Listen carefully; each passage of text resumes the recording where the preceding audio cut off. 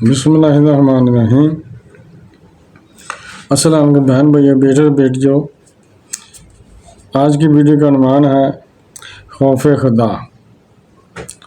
تو آج کی ویڈیو بہت اہم ہے، اس لیے آپ کو چاہیے اگر آپ میرے چینل پر نئے ہیں تو پہلے چینل کو سبسکرائب کر دیں اور بیل کو دبا کر آل پر کلک کر دیں تاکہ آنے والی میری اچھی سے اچھی ویڈیوز آپ کو ملتے رہیں۔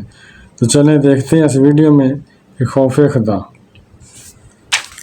حضرت سیدنا ملا علی قاری علیہ رحمۃ الباری مکات شہ مشکات میں الفاظ حدیث کی شرح بیان کرتے ہوئے فرماتے ہیں، اللہ کی وجہ سے ڈرنے کا مطلب یہ ہے کہ تمام واجبات ادا کرے اور تمام بری چیزوں سے رک جائے۔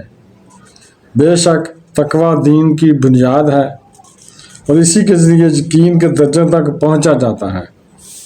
تقوی کا ادنیٰ درجہ یہ ہے کہ اللہ عز و جل کے ساتھ کسی کو شریک نہ ٹھہرایا جائے، اور تقوی کا اعلیٰ درجہ یہ ہے کہ اس ذات پاک کے علاوہ ہر چیز سے توجہ ہٹا لی جائے۔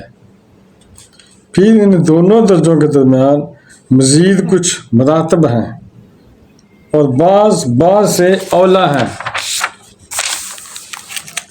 مثلا گناہ ترک کرنا یعنی گناہ چھوڑنا ادنیٰ درجہ ہے، مکروہ کو ترک کرنا اس سے اعلیٰ، اور مباح کو ترک کرنا اس سے بھی اعلیٰ ہے۔ جہاں بھی ہو اللہ سے ڈرو، یعنی خلوت کا مطلب تنہائی میں اللہ سے ڈرو، اور جلوت میں اگر لوگوں میں موجود ہو، زیادہ لوگوں میں، پھر بھی اللہ سے ڈرو۔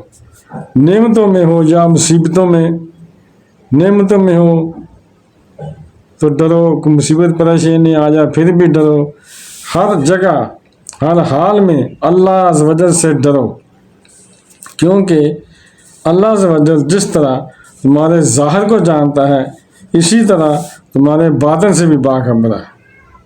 لہٰذا اللہ عز و جل کا حکم و ادب بجا لانا، اس کی رضا چاہنا اور اس کی ناراضگی والے کاموں سے بچنا لازم ہے۔ حضرت سیدنا امام داؤد طائی رحمۃ اللہ علیہ سے منقول ہے کہ میں نے ایک قبر سے یہ آواز سنی، کیا میں زکوٰۃ نہیں دیا کرتا تھا؟ کیا میں نمازی نہیں تھا؟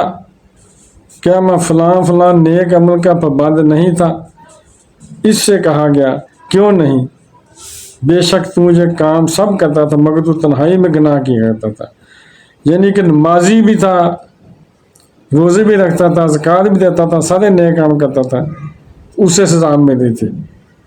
کیوں کہ وہ تنہائی میں اچھے کام نہیں کرتا تھا، برائی والے کام کرتا تھا، کیونکہ اللہ تعالیٰ تو تنہائی کو بھی جانتا ہے اور جلوت کو بھی جانتا ہے، اس لیے تنہائی میں بھی اللہ کو یاد کرنا چاہیے۔ تو ایک حدیث میں یہ بھی فرمایا کہ جو تنہائی میں لوگ گناہ کرتے ہیں، قیامت والے دن اس کے ڈھیروں یعنی نیکیاں ہوں گی، پہاڑوں کے برابر نیکیاں ہوں گی، مگر وہ ختم کر دی جائیں گی، اس لیے کہ تنہائی میں گناہ کرتے تھے۔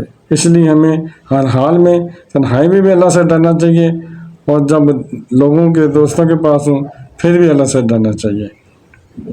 تو بہن بھائیوں، بیٹوں بیٹیوں، اگر آپ کو میری یہ ویڈیو اچھی لگی ہے اور ابھی تک آپ نے اگر میرے چینل کو سبسکرائب نہیں کیا تو لازمی کر لیں اور بیل کو دبا کر آل پر کلک کر دیں تاکہ میرے آنے والی اچھی سے اچھی ویڈیوز آپ کو ملتی رہیں۔